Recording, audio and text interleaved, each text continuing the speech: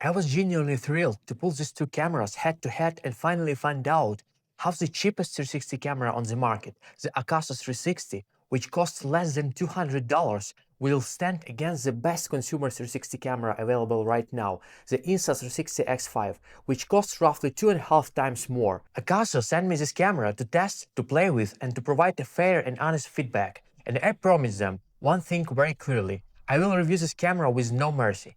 If this camera is not good for me, I will say it openly. No paid opinions, no marketing talk, just real experience.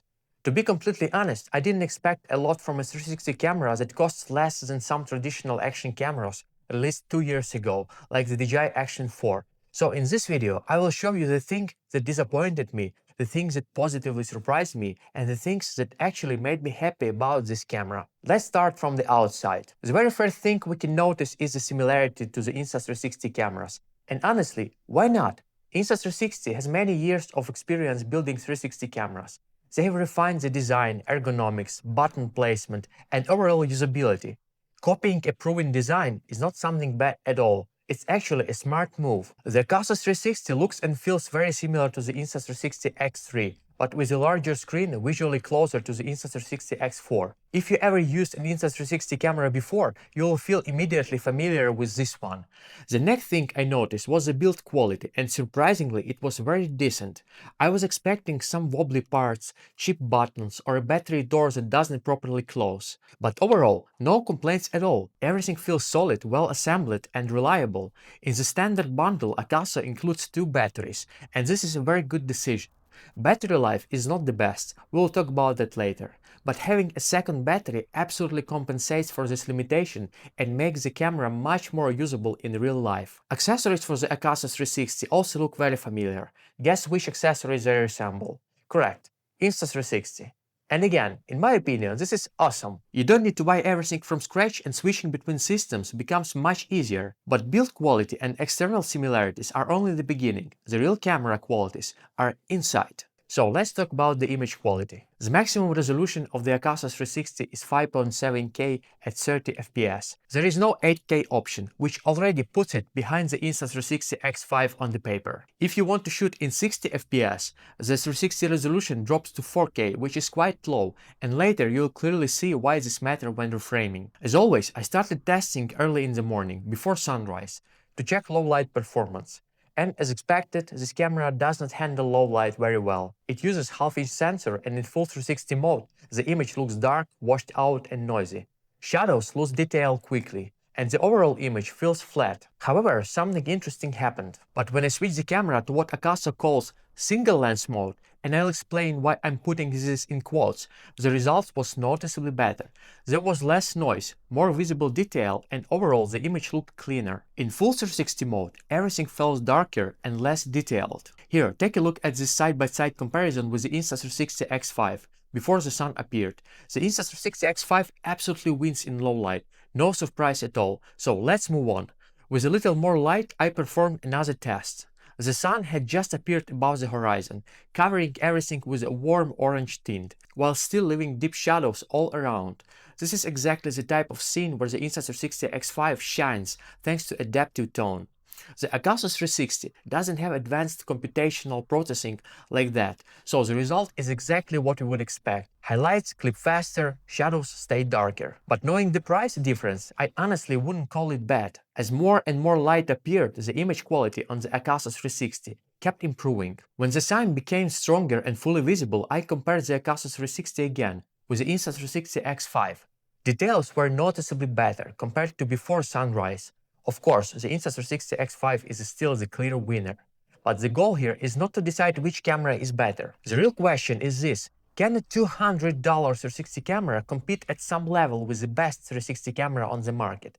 And in good lighting conditions, it actually can. When the sun became fully intense, the image quality on the Akaso 360 became surprisingly good. Colors looked better, details improved, and the footage became much more usable. I did notice sun flares produced by the lenses at certain angles, but overall, color reproduction and sharpness were better than I expected. In 60 frames per second mode, the resolution drops to 4K.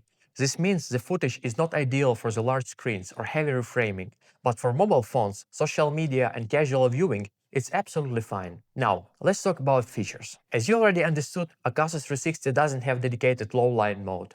It offers video, photo, time-lapse, and loop recording. Surprisingly, it also includes a DNG mode, which allows you to shoot raw 360 photos. This is something you usually don't expect at this price. There is also A/B mode, or auto exposure bracketing, where the camera captures multiple photos on the same scene at different exposure levels to create HDR images, similar to Insta360 cameras. And then there is time fusion, a mode that automatically removes the user from the shot, leaving only the landscape. So yes, plenty of interesting features to play with. Video settings can also be switched to manual mode, allowing you to manually control ISO, shutter speed, and white balance. The settings menu is simple, clean, and intuitive, with only the most essential options. Now, let me explain the single lens mode. Even though it's called a single lens mode, the footage still needs to be processed in post before exporting as MP4.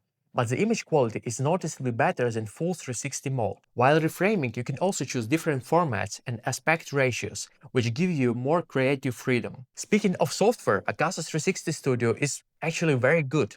I would even say it's more intuitive than DJI 360 Studio or GoPro software. It offers auto tracking, repositioning, reframing, keyframes, stabilization, color correction, stitching mode, and much more. It feels like a lightweight version of Insta360 Studio. One thing I found annoying is that you can't process another clip while one is exporting, unlike it is in Insta360 Studio. Another annoying thing is file transfer. The Akaso 360 does not support direct cable transfer of files from the camera to a laptop, so if you want to work on the desktop, you need to remove the SD card and insert it into your computer. This is not a deal breaker, but is definitely less convenient than Insta360 cameras. However, on the positive side, the camera syncs very smoothly with the mobile app. Connecting to the phone is quick and stable, and transferring files wirelessly works surprisingly well.